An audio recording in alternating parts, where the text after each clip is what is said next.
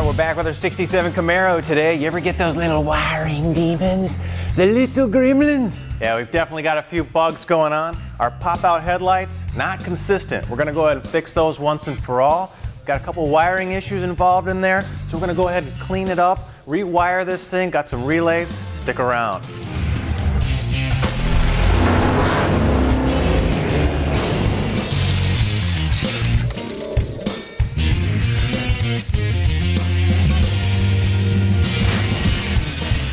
Well, we got a squeaker. It's making noise, but it's not doing anything. Sounds like we might have some bad gears in there. Hey, we're working on our 67 Camaro. We've done a lot of work on this little barn find. Recently, we've upgraded the intake manifold, put a nice gooseneck on it, and rebuilt our carburetor. So that's starting to run pretty good, but the more I futz around with it, this wiring's looking pretty shady. Now here's one of the main power wires down to the starter. It's got some nice, freight action going on there. Now that could obviously start a fire. Well, some of the other wires here look like they've had some, hard cracked casing, some corrosion. That's going to start adding some heat as we put more current through it. Now, you remember back in our G10 van, you put a little current on a wire with some resistance in it, you could catch that thing on fire. Now, that's bad for any engine compartment and under the dash. So we're going to start replacing a lot of this wiring because it's just a little bit too shaky. Now, Brian's working on our headlight assembly, and that's part of what we're going to replace too. Yeah, the first thing I want to show you is the little motor, and I was running it earlier, and listen to how loud it is. Really loud, and it doesn't do anything. Here's our replacement guy here. Yeah, the new one, do the same thing, run power to it. Oh, so quiet. Now the thing is, there's no way to stop it. So you turn on the motor, it's going one way, there are two wires, which means what it does is reverse the polarity. It'll spin it in the opposite direction, which is cool, but then there's no way to stop it. So you got to figure out some way to stop. Well, the way they've done that, if I flip it around where you can see it, is there's a limit switch here. Pushes the button when the door comes closed, cut the power. Now the way we can test to make sure, there are 4 switches on this thing. The way we can test to make sure it's working is if I can clip the bottom, and then hook up our power probe. You see it's reading 0. Hit it, we're getting nothing, let go. And that way this switch works, we'll check all 4, and that way we can move on to something else. Yeah, so this when it's fully open, it hits a limit switch. When it's fully closed, it hits a limit switch. We've got the other limit switch right down here. So we're going to go through methodically, make sure all our switches are good, our motors are good. Well, now we've got another type of switch. It's called a relay. Now down in here, we've got a relay panel for our headlights. Even has a circuit breaker down in here. But these are getting kind of shaky too. So we're going to go ahead and replace that whole panel, and while we're at it, we've got a little test bench, or at least a little display on how a relay works. Some of you guys are pretty familiar with them, but other guys are asking, why do I need a switch when I've already got a switch in my dash? So stick around and we're going to go check that out too. Hey, look at that. Thanks to the miracle of the wipe. She's ready. All right, let's check out the headlight. We put in a new one of those. Make sure that's going to fly good. Oh yeah, got that. Working nice. Go to the other side and try it out. So actually went together pretty good. We had a few little bolts we needed to replace. Oh, a few of these little 1032s went in and put some new ones there. But other than that, that worked like a champ. Isn't that right, Byrd? Oh yeah, looks like you got that going all right. Got the wiring harness going all right too. We got the AC side going in. Just going to tidy it up a little bit, but that's about done. Now I'm going to string along this harness up in the front here.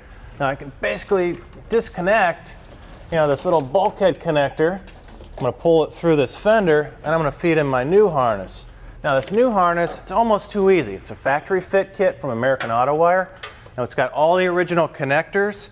So everything from the bulkhead all the way down the way, I've got every original connector, grounding, you name it, it's all there. So all I've got to do is be a little meticulous, disconnect one, and as I disconnect it, I feed the harness through, connect the next one, then I don't get lost or confused, so it makes it real simple. So I'm going to pull this guy out and start feeding it through. I've also got that relay panel down here I'm going to go ahead and replace while I'm at it. So while I start doing that, stick around, we're going to pull one of these relays apart, show you how it works. The side panel trim on my car is coming off. It's making the car look run down. Is there a simple way to reattach it? It is easy to reattach trim, moldings, emblems with 3M molding tape. It cuts to the exact size you need and applies with no mess. Before you attach your trim piece, fold your backing tape off at an angle. That way you can reach it once you have the trim piece in place. It's also recommended to use automotive adhesion promoter on all plastic parts prior to applying acrylic foam tapes. This adhesion promoter ensures that the tape will stick by wiping away any surface imperfections that are natural to a petroleum-based plastic part. Your car will be in top form in no time. This tip is brought to you by 3M Car Care, performance-driven solutions. This segment of Two Guys Garage is brought to you by iBrakeParts.com.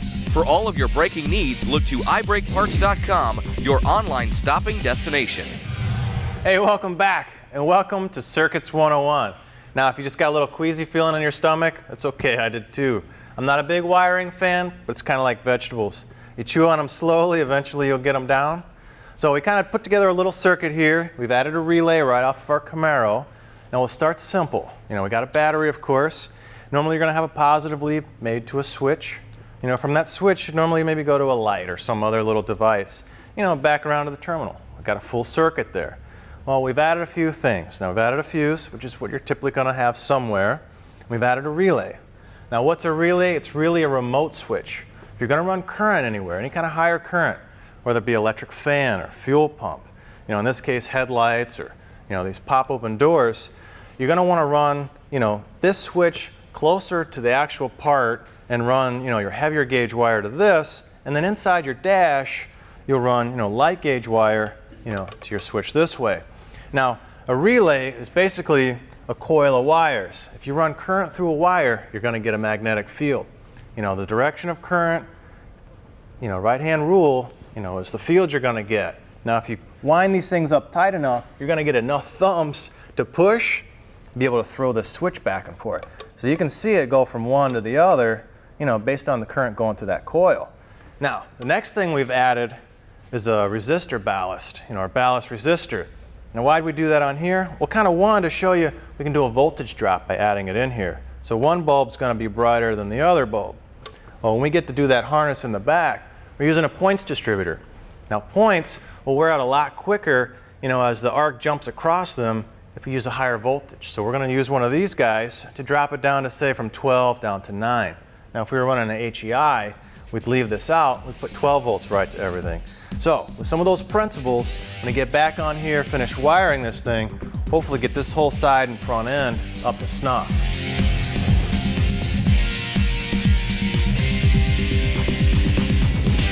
All right, today's Ask the Host question is about doing metalwork. And it's from Brian D. Great show, Brian. Nice. I'm an intermediate metalworker. Which tool I get the most use out of? A planishing hammer, an English wheel, or a bead roller? Now, normally I would say a planishing hammer, because a planishing hammer can smooth out a really small area, whereas an English wheel, you know, you kind of need to really move it around. So small areas are tough. It's really good for big panels. So let's say you want to make a door skin, smooth out a big quarter panel, something like that. But this is a new tool, which is unusual, and it's got a top die that actually has a bead. So it's got 3 of those. You can do 3 different beads actually right in your English wheel. So not only can you smooth, but you can also roll some beads, which makes it a really cool piece. Another advantage is when you put this thing in, by having the big arc of an English wheel and that big strength point, you can actually drape a panel over, whereas normally in a normal bead roller, you've only got a couple of inches to work. So it gives you a lot of versatility. This is a really cool piece from Jet, so hopefully that answers your question.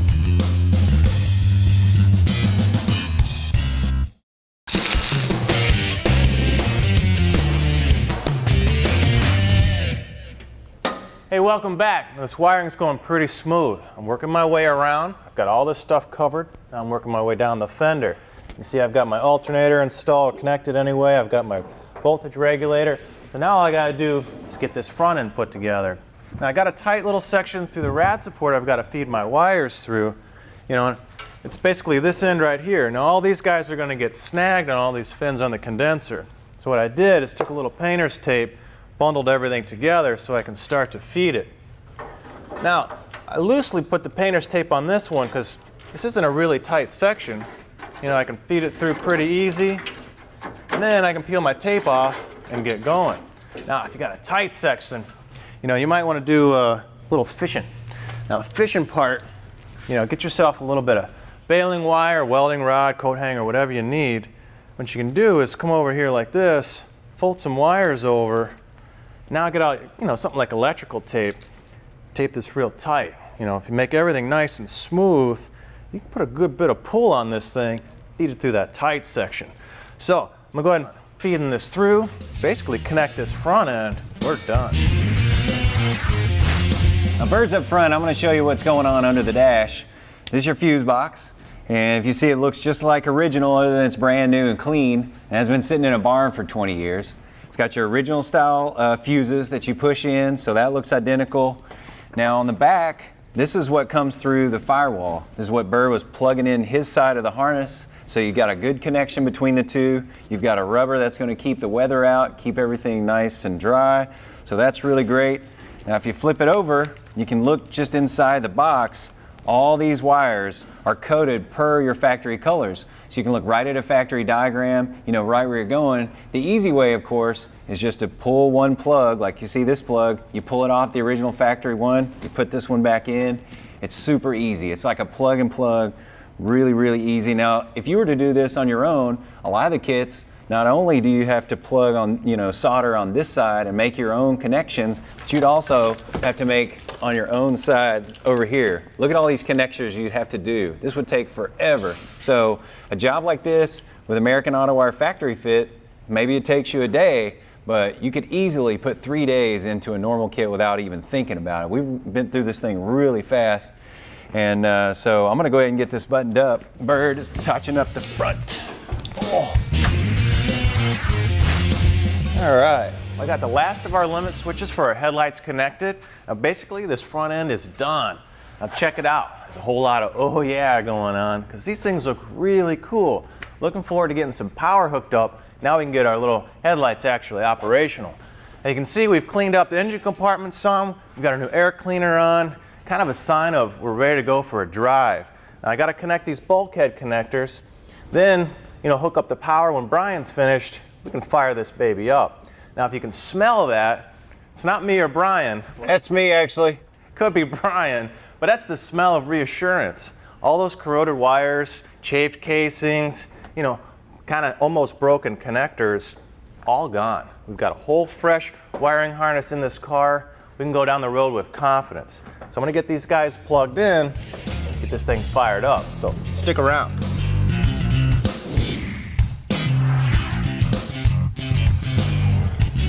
I store my classic car for the winter. Is there anything I can do to protect the engine? We'll have the answer after the break.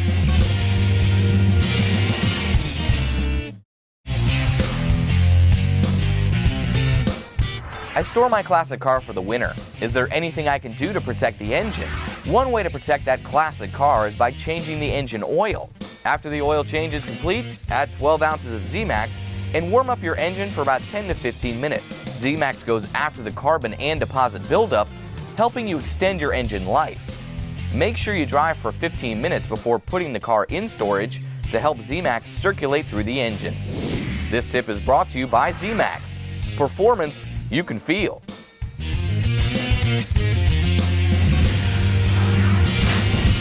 Welcome to the break room. First up, parts, pieces, parts. We got the Stage 8 locking fasteners. Yeah, you're getting ready to install your trans, you're gonna change the fluid, drop your pan down. Whatever you're gonna do on that thing, you wanna make sure you don't squash that gasket on your trans pan, but you don't want them to come loose either. So these are great. It's a locking fastener. They're double nickel coated, so they look sharp. They're gonna last forever. You know, it's a quality aircraft grade 8 bolt to begin with, but now they've added a groove so you can put your little locking feature on here. You know, once you've slid that on there, it butts up against the side of your pan. A little steel spring clip, bam, that sucker's not going anywhere. Yeah, it's nice to get that perfect torque spec right before you put the locking fastener on. It's gonna hold it, it's not gonna go anywhere. These are made in USA. They've got rolled threads, so they're gonna be nice and solid.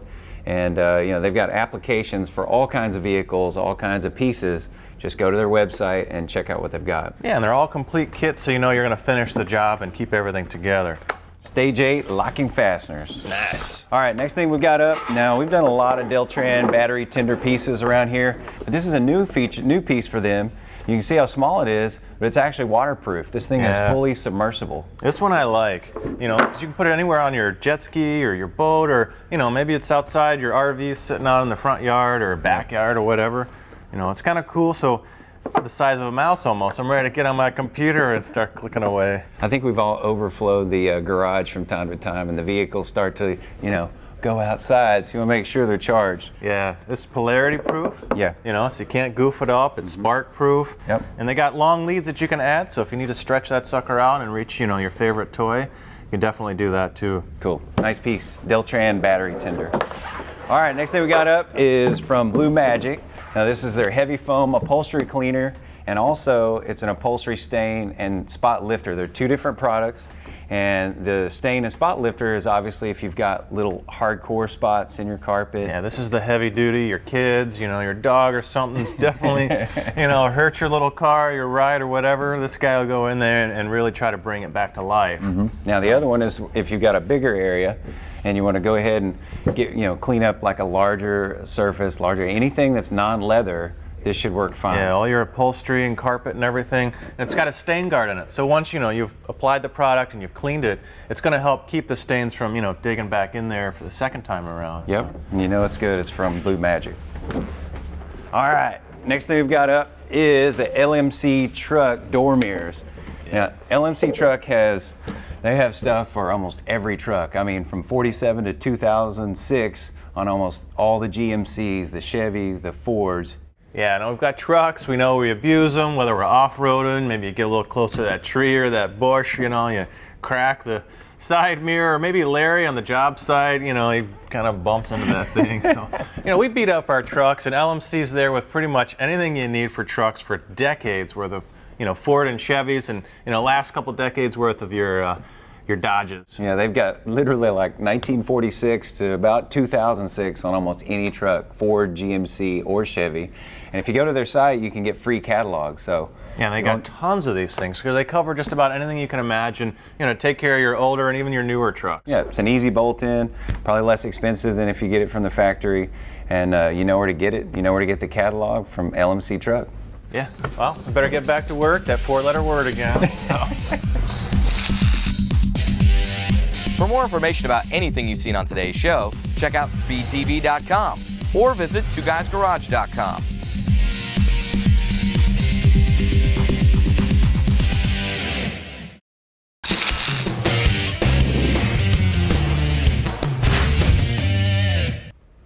Hey, welcome back. Now, on these old cars, the fun never stops. And we got our wiring all connected, got our engine running, got it tuned in. We got a little puddle of transmission fluid on the floor. So if we do a little investigation, you can see we got a nice weep coming out of this rear seal. So we're gonna go ahead and replace that. Now while you're in here, you might as well go ahead and check all your U-joints. You know, they'll wear over time and get loose and sloppy, give you some nice vibrations. So get in here and get some good twists and turns, you know, wiggle them back and forth, make sure they're tight. Now, also what's inside this tail shaft, besides this little seal, you know, you've got a bushing. Now that bushing is what that yoke rides in. It's actually the bearing. So make sure that's good and tight too. While you're in there with that seal, go ahead and put a new bushing in. Now I'm gonna go ahead and get these bolts off the back of the drive shaft so I can pop this guy out and get our seal going in. And make sure you got a good catch pan down here because you're likely to make a small mess. So let me get these bolts out, get this drive shaft going here.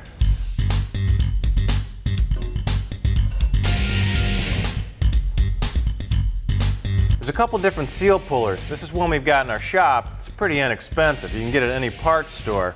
Now the idea is you're gonna reach in here and try to grab this seal and leverage this thing right out. Now what you wanna make sure is you don't score the bore of that transmission. You can mangle this seal all you want, at least the old one anyway, but don't get this guy to score that bore. You can see right on the edge, there's actually a coating there for small imperfections, but if you gouge it, game's over. So I'm gonna carefully try to get this thing out of here, and you know, sometimes it's a little bit of a game. On ours, we've got our, you know, output shaft protruding out, so I'm gonna have to sneak around it. You know, if that doesn't work, I'm just gonna get creative. But just be careful and work it slow.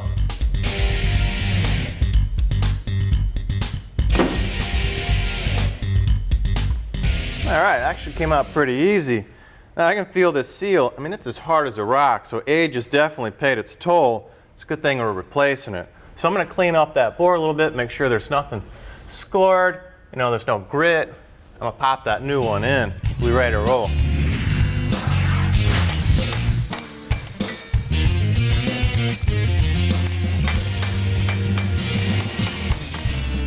All right, that seal's driven in real nice. Now, since we don't do a lot of work on semi-trucks, you know, our socket to drive maybe that seal in is only so big. So what I did is got a little creative, found some exhaust tubing lying around the shop and a little piece of scrap. I mean, in about 2 minutes, I tacked it together. Now I've got the right diameter to drive that seal just right, seat it home without doing any damage. So all I gotta do now is get the drive shaft back in, put a little lube on that seal, make sure it's not dry, put my clamps on the back, my little shackles. Now we're ready to roll.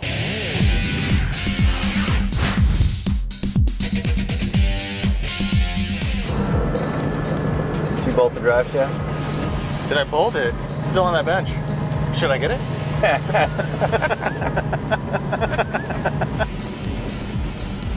Woo! Finally, baby, out of the garage. That's Good what to I'm get her saying. on Out the on the road. road where it ought to be. Yeah, I've had a lot of good times on this car. Put a lot of shop hours in, and now it's time for some fun. Brakes and fuel tank and wiring, batteries. My God. Little elbow grease, some polish, clean this sucker up. All right, check these out. Huh? Are they working? Look at that. That's what I'm talking about. Well, hopefully you enjoyed the Camaro because this is the end. She's going home. 20 years of rust, 20 years of sitting, and it's time to go home to baby. Time to say goodbye, but a little fun before she goes. We're out. See you Take care. guys.